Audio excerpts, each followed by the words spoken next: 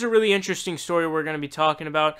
You may or may not have heard of the website called Red State. It's very obviously conservative leaning and conservative biased, which, you know, in the grand scheme of things, is there really anything wrong with that? I mean, I guess in our state of politics and affairs, there's not. But there's two things we're going to be talking about here. We're going to be talking about what occurred, why it occurred, and why it's interesting. But we're also going to be talking about a massive hypocrisy that is added on, just a little cherry on top. You know what I mean?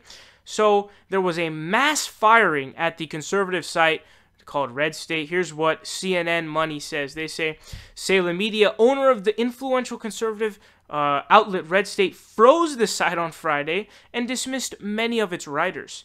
Bloggers were locked out of their accounts, some just temporarily while the cuts were made, and others permanently. Eric Erickson, the site's longtime editor who left in 2015, tweeted about what he called the mass firing on Friday morning.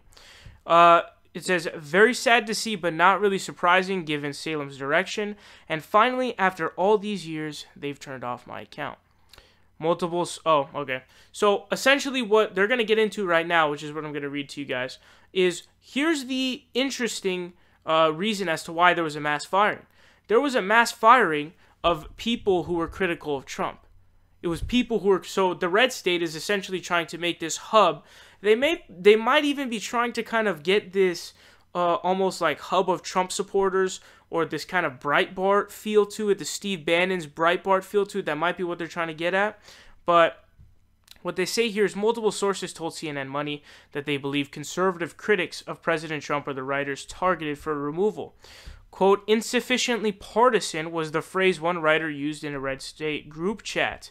Quote, they fired everybody who was insufficiently supportive of Trump.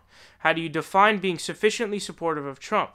Okay, so what it looks like is that this mass firing, according to those people themselves, was because that they were critics of Trump. So basically the only people who got fired were critics of Trump. And like I said, they may be almost trying to get this kind of hub of Trump supporters. Maybe they need to rebrand themselves. I'm not really sure.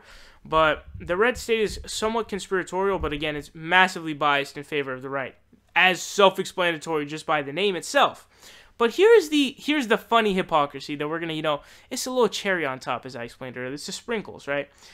They had published an article that was titled, Google wants diversity for everything but not thought. So in other words, they criticized Google for supposedly not having a diversity of thought, but they themselves are not having diversity of thought when they're literally getting rid of all of the Trump critics on their own website. So not only is this an interesting story, but there's a hypocrisy cherry and sprinkles on top. Let me know what you guys think about this. I thought it was really interesting.